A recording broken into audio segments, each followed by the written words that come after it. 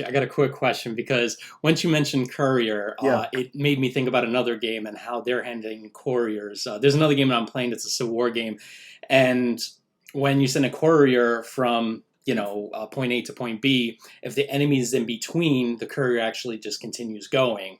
How are you handling that? Like, let's say there's an enemy unit between McClellan and a division. Does the courier go around or it goes through? How does that work? Right. So I've talked that over with Andy, and we've got two options, and I haven't made a decision. So option one, this goes back to my doctoral research, where uh, when you get a PhD at a Research One university, there's three major tests you have to take, and one of them is called the qualifying exam. And the qualifying exam that I did was on optimal least weighted path algorithms, which has to do with like when Google, or when you ask Google, how do I get to the grocery store? That's a least weighted path algorithm.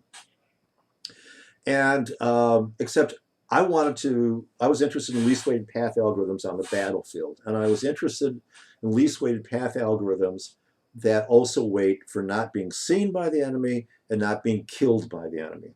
So I already created those algorithms that will allow a courier to go from point A to point B without being seen or being killed.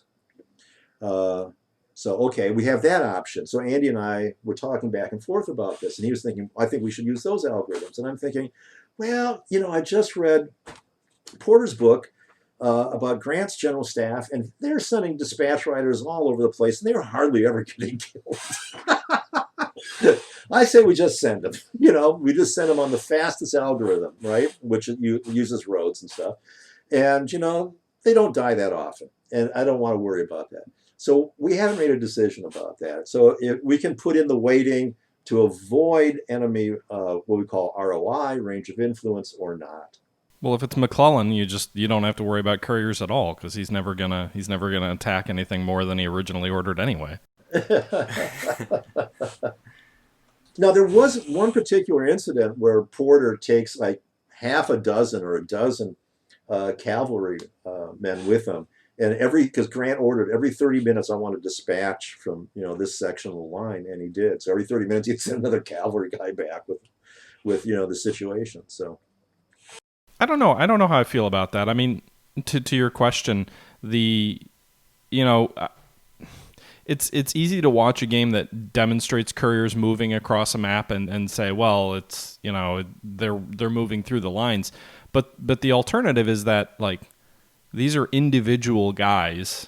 They're probably, as an individual in the middle of a battlefield, not going to attract a ton of attention from a regiment. Like, you hear about individual scouts or whatnot being spotted by units all the time. They're not loosing, 1,000 volley exactly. regimental shots out at a single guy riding around, typically.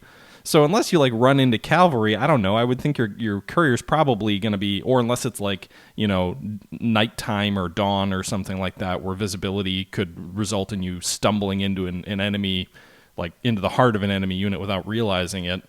Now, I don't know. Just by the by, if you go to general-staff.com, which is the development blog on this project, and it's very, very, very detailed, and there's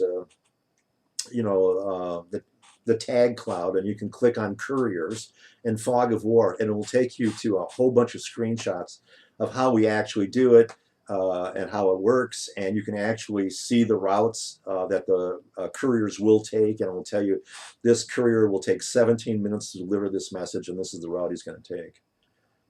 So we do all that. That's pretty cool. Yeah.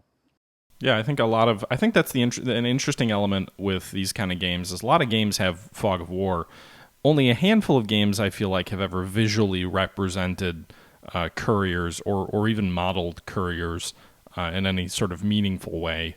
So I think that's pretty cool to see that you guys are planning on having that as an option.